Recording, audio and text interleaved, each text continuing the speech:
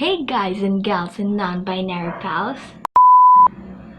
Hey people of the world. Hi guys.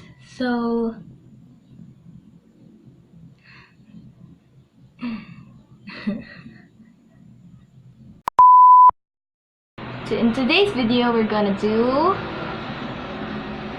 a movie analysis. Claps for everyone. Now, the movie that we're gonna discuss is The Last Emperor, that was directed by Bernardo Bertolucci, and this is a story that narrates about the life of Puyi, or the last emperor of China in the Qing or Manchu dynasty. The movie depicts Puyi's life from the coronation of his, when he was just a toddler, all the way to his imprisonment, and to the government rehabilitation of his, and even to his release of becoming a gardener, and then dying, to be frank. Before continuing on with the video, here are some facts about the movie. The movie was initially released in 1987, and it garnered 9 Academy Awards, including Best Picture. And it is also said to be the first film to be permitted to be taken in the actual Forbidden City. The story depicts the life of Puyi and how he was crowned at a young age of 3 years old as Emperor of China. And as years passed, outside the walls of the Forbidden City, he was no longer emperor because China was now a republic. With that in mind, Puyi's desire of escaping the Forbidden City suddenly increased, and his tutor said and recommended and convinced Puyi that the best way of escaping the Forbidden City is through marriage. So, because of that, Puyi married 2 women, Wen Shui and Wan Jung, one as empress and one as a secondary consort.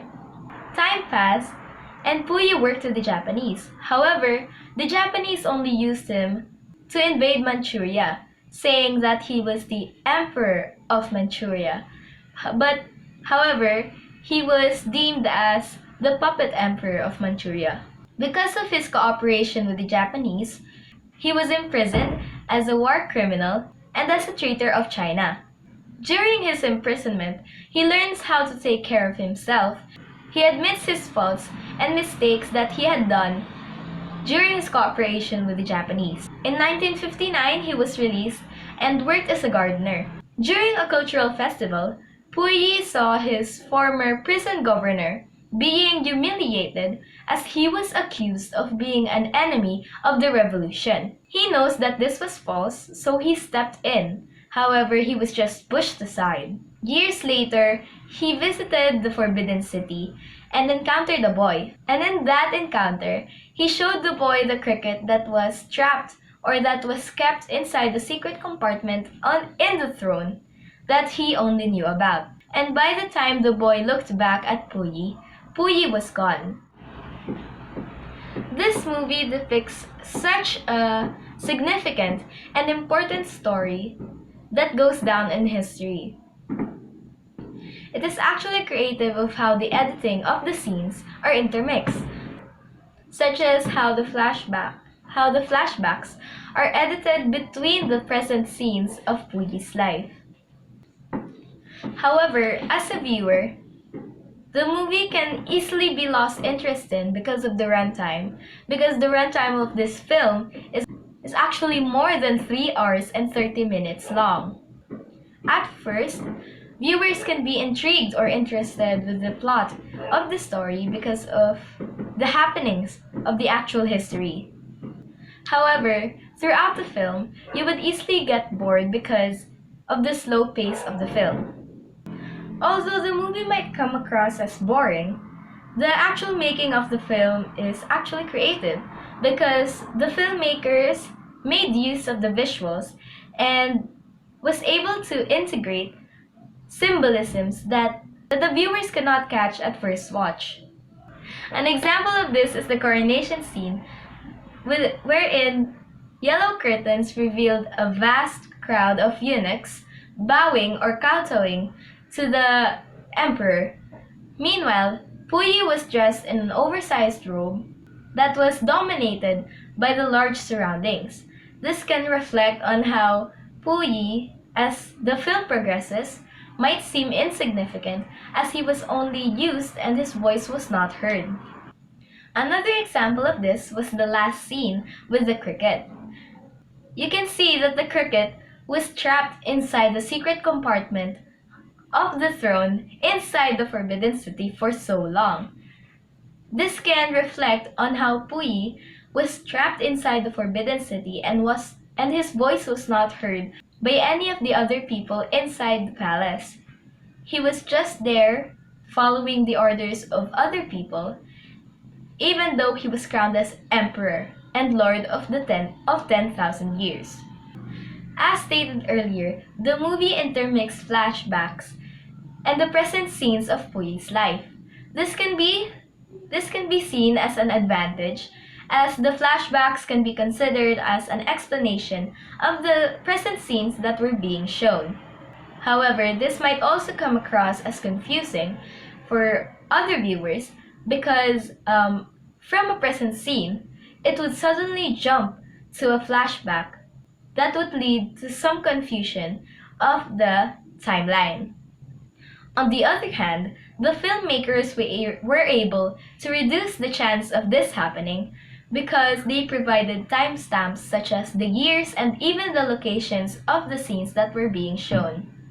Such symbolisms was able to give the film depth and enables the viewers to critically think and analyze the movie and reading between the lines and not only simply watching it as it is. In conclusion, this film was well made and props to the filmmakers. The makers made the most of the visuals and was able to portray the proper emotions of each scene of the movie. The creative use of juxtaposition allowed the film to be more complex and not only a flat movie, and was able to show each symbol and idea and concept that the filmmakers were trying to convey. This movie I recommend to those people or to those audience who are interested in the field of history or in the area of this topic. Because personally, I wouldn't watch it as an entertainment, but only for school purposes or educational purposes only. Because as you may know, the runtime is 3 hours, and because the movie was very slow paced and you could easily lose interest in it. And the movie with this pace and runtime would easily bore the audience, but at the same time, capture a specific audience. And as I mentioned earlier, that audience is the people who are interested in this kind of topic. Overall, this movie was well made, and the actual scenes was actually creative because the filmmakers was able to integrate varying techniques and varying symbolisms that was able to give the film a little bit more color. Considering everything in mind, this movie requires patience and reading between the lines to fully enjoy it. For me, I would not watch it again, but for you viewers, for you who are watching this now, maybe you would like it because for me, I don't like history. But this movie really portrayed how Puyi really suffered a lot and how he made mistakes and how the people around him sacrificed a lot for the emperor and how the people around him was harmed by the mistakes of Puyi himself. And that is it for the movie analysis. I hope you enjoyed this video, and although it might seem boring, but I talked about a lot of stuff, a lot of meaningful stuff, and I hope you catch at least some of those meaningful stuff. Remember, always stay healthy, always stay healthy, eat your greens, always wear your seatbelt, and remember, you're nice, keep going. Thanks for watching. Bye.